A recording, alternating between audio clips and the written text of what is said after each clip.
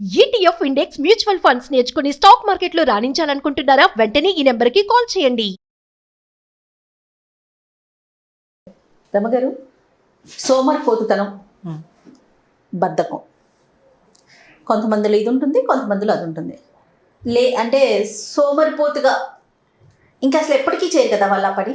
బద్ధకం అంటే జస్ట్ ఒక బ్రేక్ చేస్తూ ఉంటారు. లేవడానికి బద్ధకం, తినడానికి బద్ధకం, ఎవరైనా పెడితే తినేస్తారు.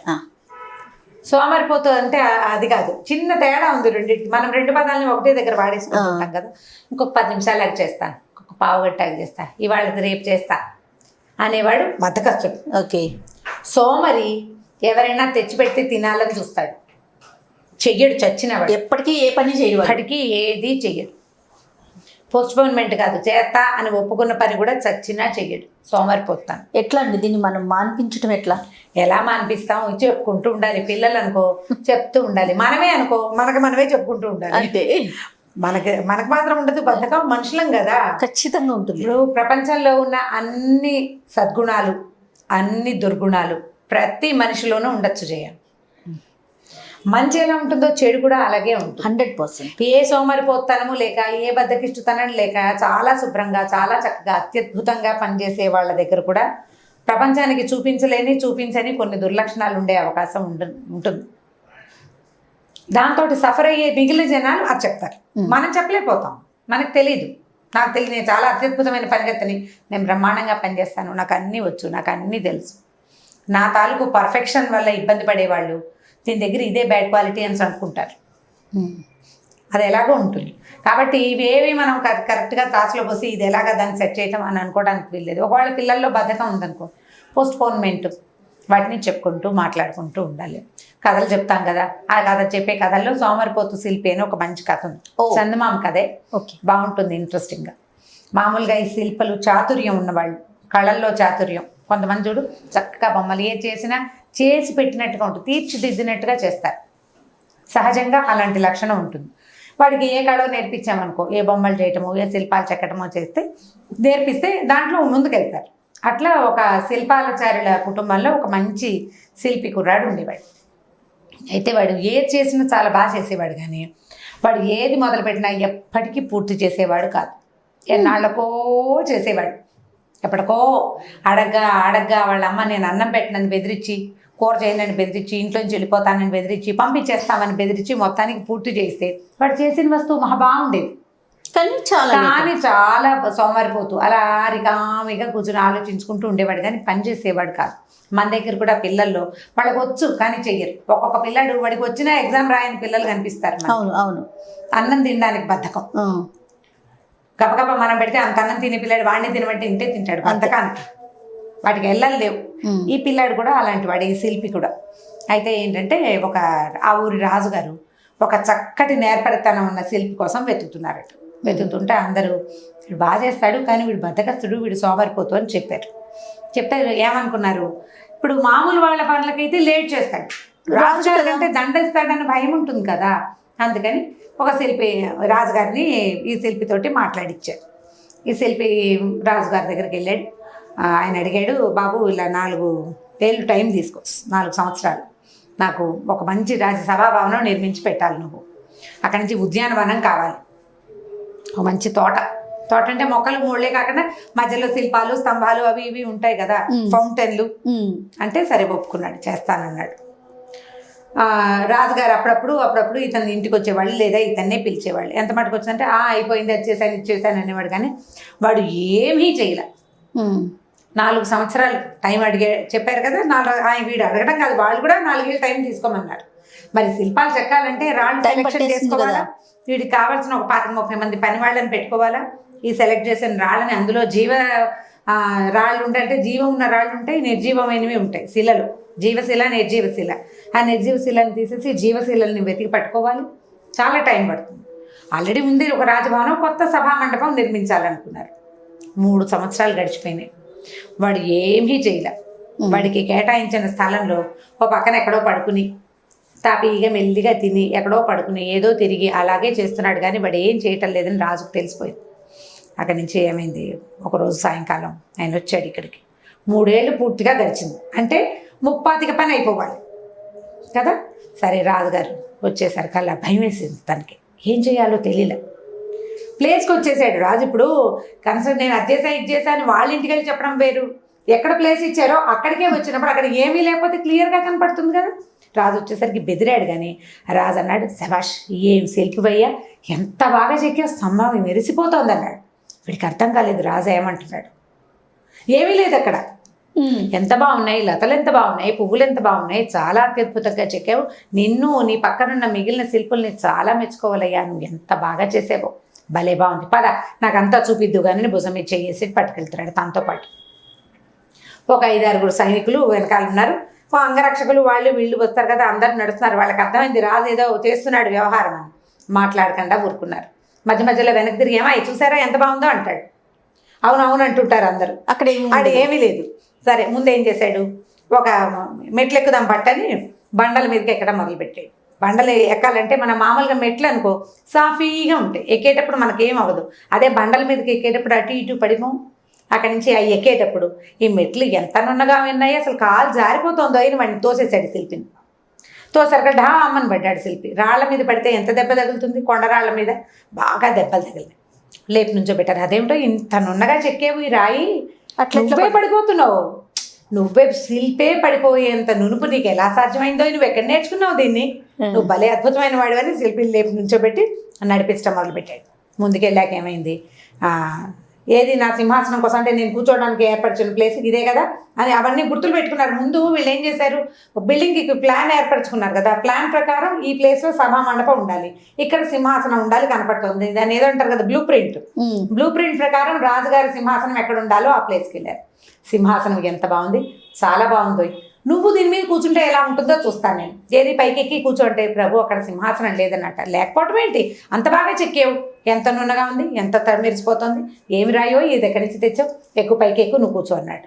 ఇప్పుడు ఏం చేయాలి, సింహాసనం మీద కూర్చున్నట్టు చేయాలంటే ఏం చేయాలి, గోడ కుర్చీ వేయాలి కదా. అక్కడి నుంచి రాజుగారు ఎక్కించాడు పైకి, ఎక్కి అక్కడ కూర్చోమన్నాడు. అక్కడ ఆ గోడ కానుకొని గోడ కుర్చీలాగా కూర్చున్నాడు. కూర్చునేసరికల్లా రాజు ఏం చేశాడు, నువ్వు ఇక్కడే కూర్చో, నేను వచ్చేదాకా నేను కాస్త ఏదైనా పానీయం తాగొస్తానని దిగేశాడు అక్కడి నుంచి. వీడు కదిలితే 5-6 సైనికులు నుంచున్నారు, పొడిచి చంపేస్తారు, కదలకూడదు. అక్కడి నుంచి దిగెళ్తూ ఏం చెప్పాడు సైనికులకి, ఈ శిల్పిని సింహాసనం మీద నుంచి దిగనివద్దురా, నేను అక్కడే కూర్చోబెట్టండి, నేను వచ్చేదాకా ఇతను అక్కడే కూర్చోవాలి. సరే ఈ గోవాలకి చుట్టుపక్కల జనం అంతా చేరారు. అందరూ ఈ గోడ కుర్చీ వేసిన శిల్పిని చూసి పక్క నవ్వడం మొదలుపెట్టారు. నవ్వుతారు కదా మరి. సరే అక్కడి నుంచి ఒక గంటన్నర తర్వాత రాజు మళ్ళీ వచ్చాడు. ఈ లోపల గోడ కుర్చీ వేయటం అంటే సామాన్యమా, ఎప్పుడైనా వేసి చూడండి, మళ్ళీ మంచి ఎక్సర్సైజు, కాళ్ళు బ్రహ్మాండంగా నొప్పులు పుడతాయి. వీడు స్వాధీనంలో లేదు ఒళ్ళు, కింద కూలబడ్డినా వాళ్ళు బల్లెలతో పొడి చేస్తారు. నేను ఇక్కడ కూర్చోను, ఇక్కడ ఏమీ లేదంటే ఇంకేమనాలి, రాజుకి ఏం కనపడుతుందో వీడికి అర్థం కాలేదు. ఆయన మోకరీ చేస్తున్నాడా ఏం చేస్తున్నాడో తెలియదు. అక్కడి నుంచి లేపాడు. పదవి ఉద్యానవనం చూపిద్దు కానీ, నేను నీకు ఒక చోట ఫౌంటైన్, ఒక చోట సరోవరం అవన్నీ చెప్పాయి కదా, ఆ ప్లాన్ ప్రకారం నువ్వు చేసేమంటావు, నువ్వు మహామహుడివి గొప్ప శిల్పివి, పద వెళ్దామన్నాడు. అన్న తర్వాత సరే తీసుకెళ్ళాడు. తీసుకెళ్తే అన్నీ ఏవో గుంటలుగా ఉన్నాయి, అదంతా పిచ్చి, ఏమి నేల కూడా స్వాధీనం చేయలేదు. సరే తీసుకెళ్ళి సరోవరం ఎంత బాగుంది, ఎంత చక్కగా చెక్కావు, చుట్టూతా పద్మాలు ఉన్నాయి, మధ్యలో హంసల బొమ్మలు కూడా చెక్కావు, నువ్వు చాలా బాగా చెక్కావు, దిగి ఆ హంస బొమ్మ దగ్గర నుంచో ఎలా ఉందో చూస్తానన్నాడు. అదొక మురి గుంట. ఇప్పుడు దిగమంటున్నాడు, ఏం చెయ్యాలి, గుంట ఇది కాదు అని చెప్పడానికి వీల్లేదు. చచ్చినట్టు ఆ మురి గుంటలోకి దిగాడు. అంతా నాచు, పిచ్చి వాసన, దుర్వాసన వస్తున్న నీళ్ళలోకి మధ్యలోకి వెళ్ళి అక్కడ ఏమీ లేదు, ఒక ముళ్ళ రక్కిస పొద లాంటిది ఉంది, దాని దగ్గర వెళ్ళి నుంచున్నాడు. అదే కొంగ అంటున్నాడు రాజు, నువ్వు చెక్కావు కదా హంసబొమ్మ, కొంగ బొమ్మ హంసబొమ్మ, అదే నుంచోవాలి నువ్వు అక్కడ. ఏం చేస్తాడు, ఆ రక్కిస పొద దాని మీద చెయ్యమంటాడు. చెయ్యేస్తే అవన్నీ చేతులు నిండా ముళ్ళు గుచ్చుకుంటాయి. సరే ఎంతో బాగుంది, రా బయటికి రా అన్నాడు. బయటకు వచ్చాక రాజుకు వాసన వస్తుంది కానీ ఆయన వాసన వస్తున్నట్టుగా మొహం పెట్టలేదు. చాలా బాగుందన్నాడు. శిల్పి భుజం మీద చేసాడు.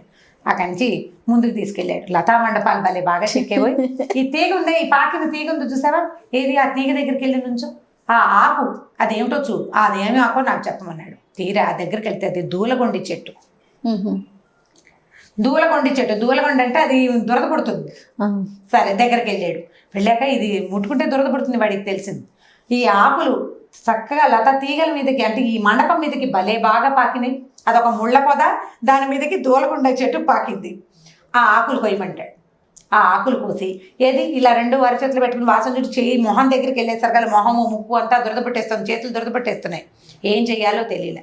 అక్కడి నుంచి రాజు అన్నాడు, ఏమో దానికి పువ్వులు ఉన్నాయి చూడు, చిన్న చిన్న పువ్వులు, దానికి ఇటు వైలెట్ కలర్ పువ్వులు ఉంటాయి, 4 పువ్వులు 4 ఆకులు కోసి మీ ఆవిడికి బహుమతిగా పంపిద్దుగాని, ఇంత మంచి పువ్వులు ఇంత మంచి ఆకులు.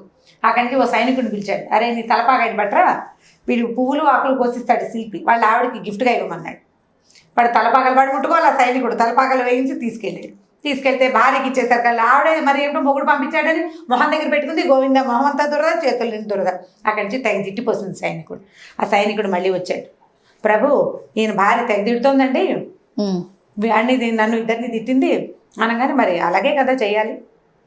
బయటికి తీసుకొచ్చారు. వీడికి మొహం ముక్కు అంతా దురద, మొహం అంతా కందిపోయింది, బురదలోకి దిగాడు కదా బురద గుంట్లో, కాళ్ళంతా బురదకి దురద పుట్టేస్తుంది. వీడికి ఏం చేయాలో తెలియటలేదు, మెలికలు తిరిగిపోతున్నాడు.